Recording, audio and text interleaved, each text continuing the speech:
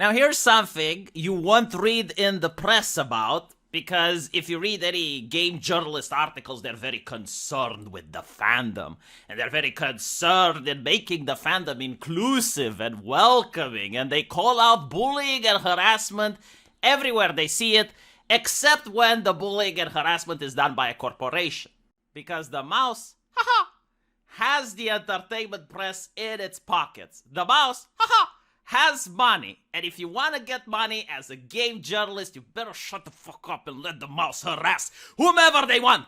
When you see a blue checkmark account that's under the protection of the mouse, you look the other way, journalist. You look the other way. You may lecture about compassion and understanding and empathy, but when you see someone that's protected by the mouse, you turn the other way if you want a job in this industry, journalist. But unfortunately for the mouse, I don't give a shit. And I can talk about it all I want. So you got this Finley Matthews account. A literal 2 view. I think he had 8 subscribers.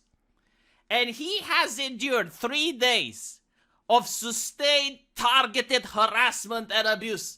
Over 1,000 abusive messages have been issued to Finley Matthews because he has said these horrible 5 words.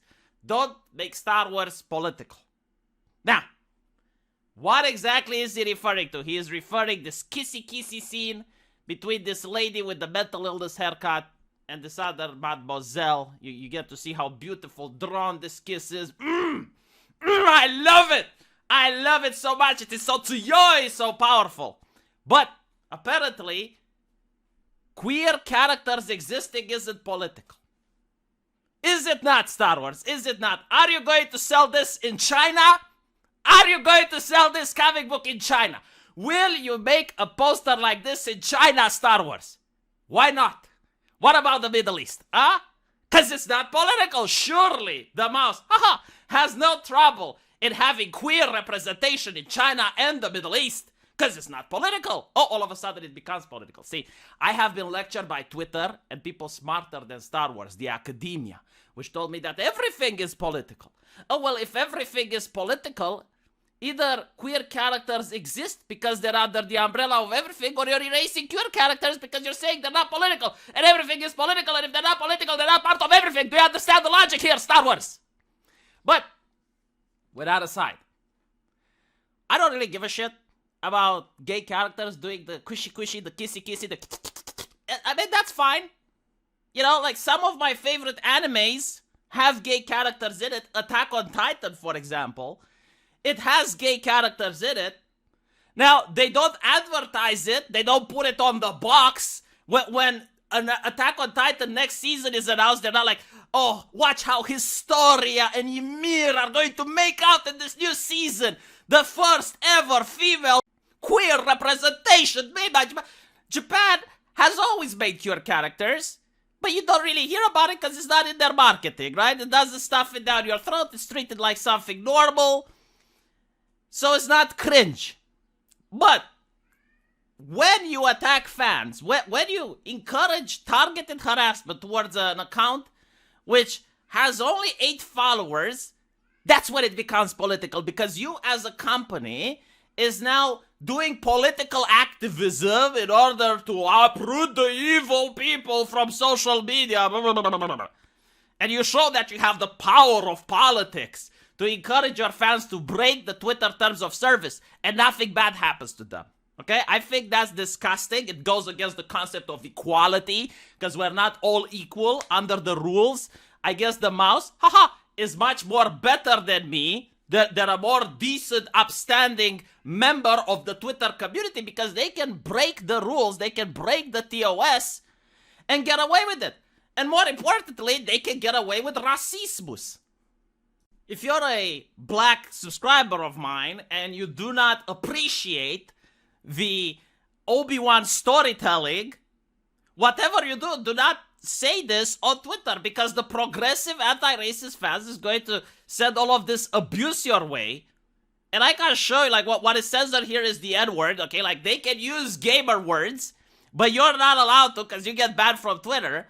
And their account are in pristine standing. That is so interesting, isn't it? And of course, the Star Wars official account thanks their contribution.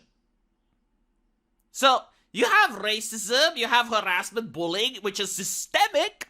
It's happening at a systemic, it is glorified, it is being promoted by the mouse, and its Twitter accounts, and nothing is done by them. So the moral of the story is, if you wanna be a racist, become a Star Wars fan, and follow the official blue checkmark Star Wars account, and you can break the Twitter TOS as long as you're attacking the correct targets.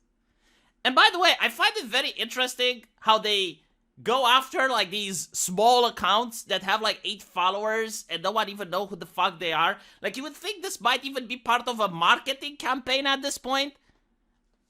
Cause like, who goes after an account that has 8 followers? Just mute block them. No one cares about them, right? But you keep amplifying this. Like, you love it, Star Wars checkmark, right? Like, whoever is behind this account. You love it. You get a big pee-pee when it happens. Because you're now, okay, now we can talk about our movie that no one gives a shit about. Because at this point, let's be honest, no one cares about Obi-Wan. The ratings speak for themselves. Okay, the opposite of love isn't hatred. The opposite of love is indifference. And people are opposite loving the living shit out of your Obi-Wan. No one is watching it. And this frustrates you. This frustrates you to no avail. So you're doing the leftist American progressive marketing campaign, which is to shout racismus everywhere. In the Star Wars fandom, that's your problem, right there. The Star Wars fandom, which had black characters like Mace Windu, one of the most beloved black characters in sci-fi history, or the voice of Darth Vader, right? And you're all of a sudden saying that people didn't have a problem with black people then, but now that the mouse, is in charge, oh, now people are racist. Oh, I see. It's a page from the Joe Biden campaign trail. If you don't like Obi-Wan, then you're not black.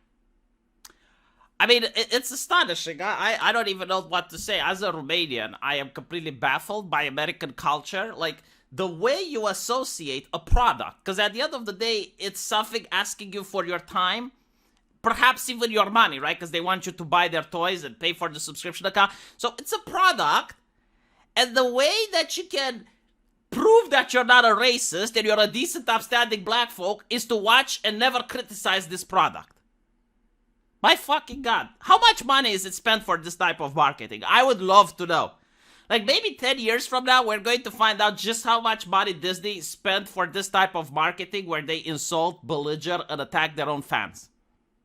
And how much money this type of marketing got them. Like, how many people actually went, you know what? I'm going to watch Obi-Wan because I'm going to stick it to those racists. To stick it to those racists on Twitter.